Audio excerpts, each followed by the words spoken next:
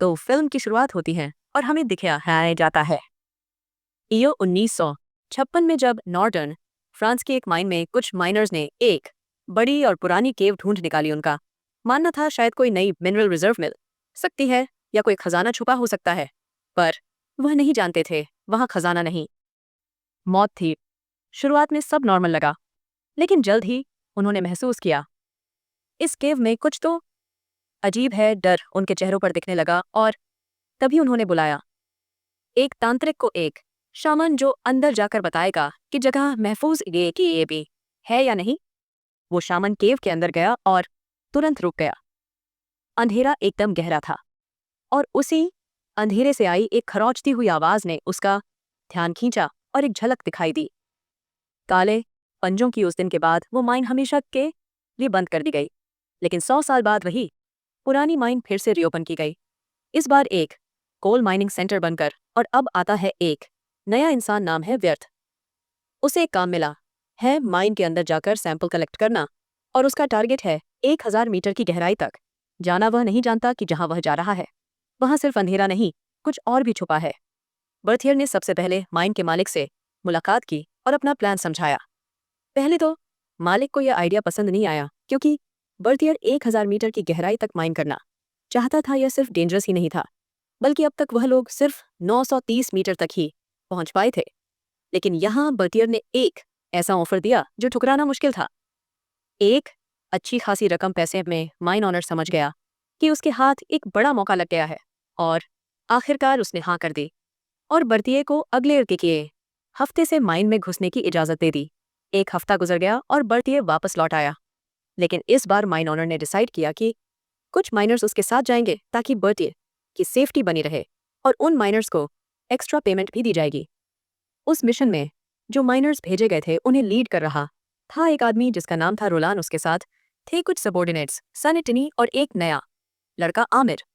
पहले दिन का प्लान यह था कि वह लोग बिना बैठती के ही एक्सप्लोरेशन करेंगे, ताकि पहले एरिया की कंडीशन चेक की जा सके। पूरा ग्रुप एलिवेटर में चढ़ा और नीचे की मदसबाकिर नीडी तरफ उतर गया। जैसे ही वह लोग 9:30 अंडरग्राउंड तक पहुंचे थे, सभी वर्कर्स ने जांच पड़ताल शुरू कर दी। मेजरिंग और खोज के जरिए देखने लगे कि कौन से एरिया खोदने के लिए सेफ हो सकते हैं। अगले दिन सीधा कहें तो माइनर्स ने अपना असली काम शुरू किया। इस बार वह बैथियर के साथ मिलकर नीचे जा रहे थे। 900 मीटर की गहराई तक जाने के बाद बैथियर ने अपना इक्विपमेंट निकाला और जांच शुरू की। इसी दौरान उसने एक जगह स्पॉट की जो अगले लेवल तक रास्ता खोलने के लिए परफेक्ट थी। भले ही यह माइनर्स एक्सप्लोसिव्स यूज करने को लेकर संकोच में थे, लेकिन क्योंकि उन्हें काफी अच्छा पैसा मिल रहा था, इसलिए उन्होंने ज्यादा सवाल नहीं किए। जब ब्लास्ट हुआ तो एक बड़ा सा गड्ढा खुल गया, एक इतना गहरा गड्ढा कि सभी माइनर्स नीचे जाने से हिचकिचाने लगे। रोलन, जो खुद काफी क्यूरियस था, उसने बर्तिये से सीधा पूछा, तुम आखिर ढूंढ क्या रहे हो? लेकिन बर्तिये ने कुछ भी बताने से साफ इनकार कर दिया।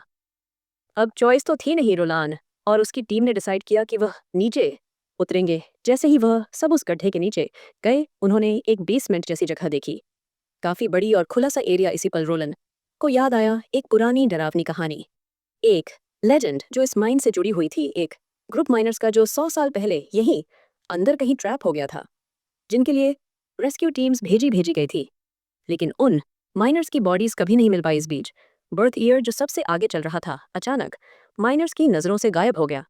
जब उसे ढूंढने की कोशिश की गई तो उनके सामने दो हिस्सों में बटा हुआ रास्ता था। रोलन ने तुरंत अपनी टीम को डिवाइड कर दिया। वो और मिगल राइट वाले रास्ते पर चले गए, और लुइस, आमिर और सटनी लेफ्ट लेन की तरफ बढ़ गए। साथ साथ बढ़ती का नाम पुकारते हुए लेफ्ट रास्ते पर जाते जाते सटनी और लुइस एकदम रुक गए, क्योंकि उन्हें एक स्केलेटन मिला था। वो स्केलेटन माइनिंग टूल्स के साथ था। लग रहा था कि यह किसी पुराने माइनर की बॉडी थी जो शायद 100 साल पहले यहाँ फंसा था। ये देखकर लुइस ने तुरंत बॉडी को सर्च करना शुरू कर दिया, इस सोच में कि शायद कुछ कीमती चीज मिल जाए। लेकिन लग रहा था उसके हाथ कुछ खास नहीं लगा, सिर्फ एक सिंपल सी पत्थर की टुकड़ी मिली। वहीं स्केलेटन के थोड़ा आगे आमिर की नज़र एक पत्थर की दीवार पर गई। उस दीवार पर कुछ लिखा था, जैसे किसी माइनर ने अपने मरने से पहले अपने आखिरी शब्द छोड़ दिए हो। और उन लाइंस में यह लिखा था, इस माइन के अंदर कुछ छुपा हुआ है, वहां से तीनों वापस मीटिंग एरिया पर लौट आए और रोलन से मिले जिसे बढ़ती मिल चुका था। बैठे एक दीवार के सामने खड़ा था और उसकी फोटो ले रहा था। उसका मानना था पूरे विश्वास के साथ कि जो चीज़ वह ढूंढ रहा था वह उस दीवार के पीछे ही है। थोड़ी बहस के बाद रोलन ने फाइनली मान लिया और फैसला किया कि वह दीवार को एक लास्ट टाइम ब्लास्ट करेंगे। जब ब्लास्ट सक्सेसफुल हुआ तो उन्होंने एक नई केव डिस्कवर की जिसकी दीवार पर पुराने और अजीबोगरीब लिखावट थी। बस इतना ही नहीं, केव के अंदर एक कॉरिडोर मिला जहां हर तरफ स्केलेटन्स बिखरे हुए थे, जैसे वह किसी चीज की रखवाली कर रहे हों। और उस कॉरिडोर के एंड में एक पुराना कपीसा पत्थर का कॉफिन था। बर्तिया के मुताबिक इस कॉफिन के अंदर जो चीज थी उसे कभी इंसानियत ने भगवान माना था। इसी वजह से बर्तिया को लगता था कि यह दुनिया की सबसे बड़ी खोजों में से एक हो सकती है। लेकिन रोलान जो वहां खुद को काफी डरा हुआ महसूस कर रहा था, तब रोलन ने बर्तियर से कहा, जल्दी से डॉक्यूमेंटेशन कंप्लीट करो और जो सैंपल्स चाहिए ले लो। लेकिन जैसे ही वह लोग वापस जाने का रास्ता ढूंढ रहे थे, एक माइन में रहने वाला घोड़ा जो वहां पर था अचानक से बौखलाने लगा। वो घोड़ा बिना किसी वजह के भाग गया, जैसे उसने कोई खतरा महसूस कर लिया हो। और बिल्कुल वही हुआ। कुछ ही देर बाद पूरा अंडरग्राउंड एरिया अचानक से कांपने लगा। एक जोर का झटका लगा और सब लोग उस केव के अंदर ही फंसे रह गए। इस अर्थक्वेक के चलते सेंटिनी भाग नहीं पाया और उसकी दोनों टांगे बुरी तरह से घायल हो गईं। वो बच तो गया था, लेकिन वह कभी अपने पैरों पर खड़ा नहीं हो सकता। लेकिन सबसे बड़ी प्रॉब्लम यह थी, जो रास्ता उनके वापस जाने का था वह अब पूरी तरह से बंद हो चुका था। रोलन जो इस पूरे हादसे से नाराज था, उसने सारा इल्जाम बर्तिया पर डाल दिया, कहकर कि वह यहाँ कुछ ज्यादा देर तक रुक गया। अब उनके पास एक ही ऑप्शन बचा था, किसी और रास्ते की तलाश। लेकिन जैसे ही उन्होंने आगे बढ़ना शुरू किया, आमिर को रियलाइज हुआ कि उसके दो दोस्तों लुइस और पोलो का तो कुछ पता ही नहीं चल रहा था। आमिर जो अब उनकी तलाश में निकला था, वापस गया उस चेंबर में और वहां उसने देखा लुइस और पोलो एक प्राचीन कब्र को खोलने की कोशिश कर रहे थे, शायद इस उम्मीद में कि उसके अंदर कोई खजाना हो। अमीर ने उन्हें तुरंत वर्ण किया, लेकिन दोनों ने उसकी बात पर कोई ध्यान ही नहीं दिया। काफी देर तक कोशिश करने के बाद भी वो कॉफिन खुला ही नहीं। लेकिन जैसे ही उन्होंने हार मान ली, अमीर की नज़र अचानक ऊपर एक होल पर पड़ी और पास ही में एक पत्थर मिला जिससे कॉफिन खोला जा सकता था। और जैसे ही उन्होंने कॉफिन को खोला, उन्हें वाकई एक बहुत ही कीमती खजाना मिल गया था। लेकिन बिना जाने उन्होंने उस खजाने के साथ कुछ और चीज भी जगा दी थी। अमीर को समझ आ गया कि यह एक गलती थी और उसने फैसला किया कि वह बाकी सबको यह बात बताएगा। लेकिन उससे पहले ही लुइस ने उसे धमका दिया कि अगर उसने मुंह खोला तो अंजाम बुरा होगा। अमीर किसी तरह बच निकलने में कामयाब रहा और वह सीधा रोलन के पास पहुंचने की कोशिश करने लगा। इसी बीच लुइस और पोलो जो खजाने को बांटने में लगे हुए थे, अचानक एक डरावनी शक्ल के सामने थरथरा गए जो सीधा उसी चेस्ट के अंदर से निकली थी। इस हादसे के बाद वह तीनों किसी तरह रोलन और बाकी लोगों के साथ दोबारा मिल गए। लेकिन उससे पहले कि वह लोग कुछ समझ पाते या सच बता पाते, अचानक से पोलो का शरीर किसी ने खींच लिया। उसे घसीट कर ले जाया गया और अगले ही पल उसका शरीर केव की दीवार पर लटका हुआ नजर आया। इस हादसे के बाद सब घबरा गए।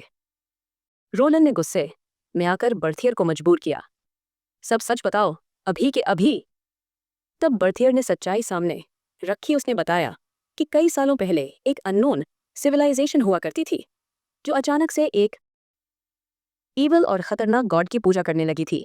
एक ऐसा भगवान जिसका वजूद उनकी सिविलाइजेशन से भी ज्यादा पुराना था। बर्थियर की थ्योरी के मुताबिक वो कॉफिन असल में एक कब्र नहीं बल्कि एक प्रजन था उस ईवल एंटिटी को बंद करने के लिए। और अब जब वो लोग उस जगह से बाहर निकलने का रास्ता ढूंढ रहे थे, तभी लुइस को याद आया सेंटिनी तो अकेला रह गया। वह तुरंत वापस उस जगह गए जहां सटिनी था और वहां उन माइनर्स ने देखा एक अजीब सा क्रिएचर जो सटिनी को पकड़ चुका था। इस हादसे के बाद सब लोग इकट्ठा हुए ताकि फैसला ले सकें क्या उन्हें उस क्रिएचर को मारना चाहिए या फिर बस किसी तरह ये यहाँ से सीने निकलना चाहिए। क्योंकि अगर बची हुई सप्लाई देखी जाए तो उनके पास सिर्फ 2 डायनामाइट बचे थे और वह दोनों किसी काम के नहीं थे, न उस क्रिएचर को मारने के न ही यहाँ से निकलने के। तब बर्थियर ने एक सजेशन दिया कि वो लोग दोबारा टम चेंबर में वापस चलें, शायद वहाँ कुछ रास्ता मिल जाए निकलने का। लॉन्ग स्टोरी इन शॉर्ट, वो वापस गए और जैसे ही वहाँ पहुंचे, बर्थियर ने उस पिलर के आसपास लिखे हुए प्राचीन राइटिंग्स को ट्रांसलेट करना शुरू किया। इंस्ट्रक्शंस फॉलो करते हुए वो लोग एक ऐसे एरिया तक पहुंच गए जो एक पुराने कैदखाने जैसा लग रहा था। दीवार पर लिखे शब्दों से यह पता चला कि यह जगह एक बलि की जगह थी जहां इंसानों की कुर्बानी दी जाती थी और उन्हें बाद में एक ऐसे क्रिएचर को खिला दिया जाता था जिसे लोग कहते थे द सोल ईटर। तभी अचानक माहौल में एक अजीब सी टेंशन भर गई क्योंकि उन्होंने एक अनोखी सी आवाज़ सुनी। जब उन्होंने चेक किया तो उनके सामने खून के बरकीने निशान दिखाई दिए जो एक होल की तरफ जा रहे थे और वह खून उन माइनर्स के घोड़ों का था। इसी बीच जब बेतिये और आमिर आगे चल रहे थे, बर्तिये ने अचानक उस पत्थर की दीवार को बंद कर दिया और बाकी सबको उसके उस तरफ कैद कर दिया।